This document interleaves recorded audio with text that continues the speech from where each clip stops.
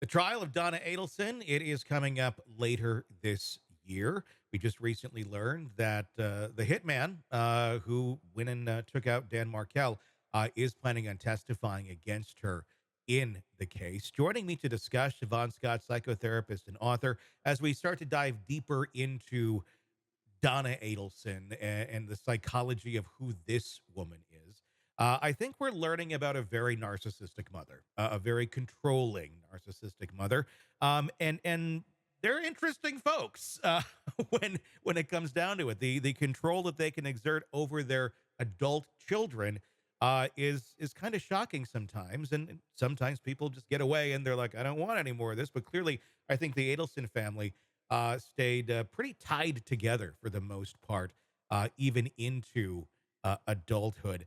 Let's take a listen to what Wendi Adelson had to say about her on the stand. That I want to get your take on who Donna Adelson is as we're getting closer and closer to that trial. Let's take a look.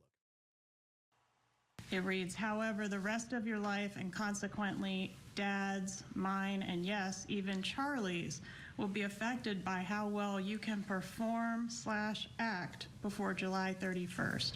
You need to be a good actress or you can be a good actress when you want to. I've seen you in action.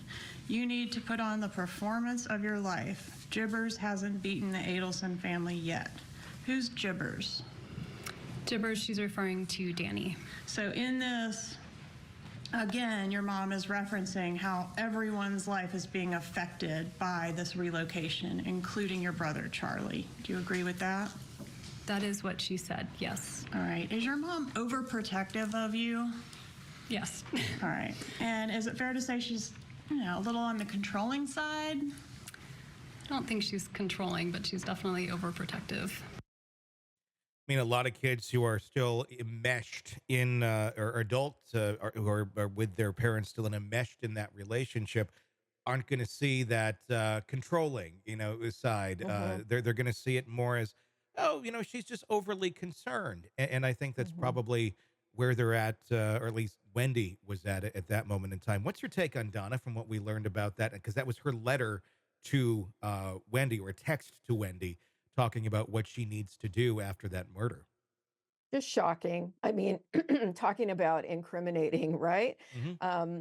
And you hit the nail on the head with enmeshed family. It's bizarrely enmeshed.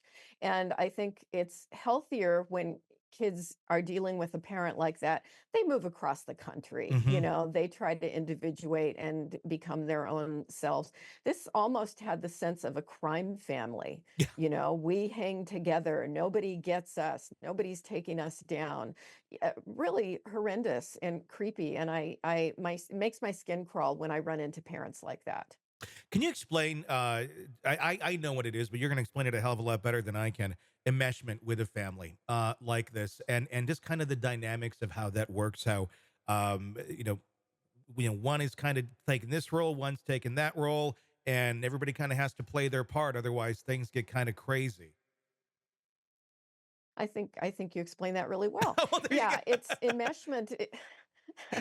It's the lack of boundaries between one person's identity and the other person's identity. So parents that tend to be enmeshed, they live through their children. They, consider that everything their children is doing is about them. They don't see their children as separate people. And yes, they are controlling whether the kids recognize it or not.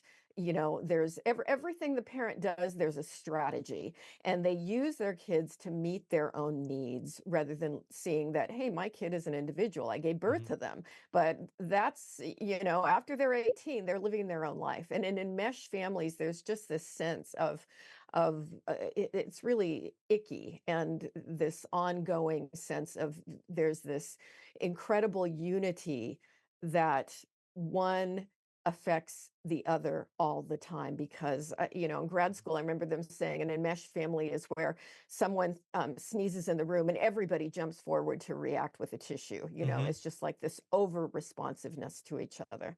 Can an enmeshed family be created just by like one individual, like Donna here, or do you have to have multiple narcissistic personalities in the family of mom and dad, or mom and maybe one of the kids or something, to really create that tighter bond and that reinforcement of that bond, or can it just be done and really, the driving force be one person?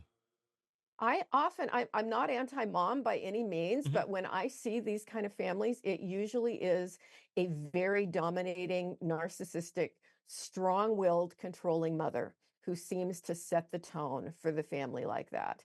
And narcissistic parents often have narcissistic kids, for whatever combination of biology and environment goes on to create that.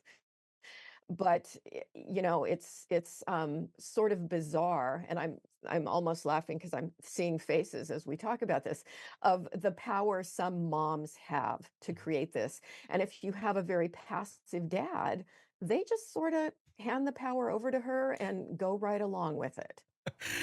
I'm kind of laughing because I'm seeing faces as well as you're talking Yeah. about it. And this is, I mean, when we're talking about the Adelsons, let's talk about the father here in all of this, because Harvey, he's been pretty quiet through all of this, Yeah. and has not been charged with anything. From what we can tell, he is kind of the quiet dad. They're kind of Yeah. playing that exact role that you're talking about there. Yeah.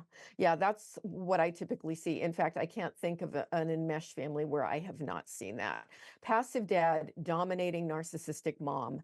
And when the kids become healthy, they move across the country. They may not cut all ties, but Mhm. they definitely get some distance. But there are those families where the kids just don't ever do that. And it doesn't ever end well. There's always, not necessarily in murder, Sure. but you end up with a lot of really pathological stuff. Hey, thanks for checking out the video. Be sure to follow us wherever you download podcasts, and especially Apple Podcasts, where you can get advanced episode and premium content on our premium channel right there. Also, be sure to follow us on social media so you don't miss any breaking updates on the stories that matter to you most. We're on TikTok, X, Instagram, Facebook. Just search Hidden Killers Podcast with Tony Brueski, and you'll find us right there. Again, thanks for watching.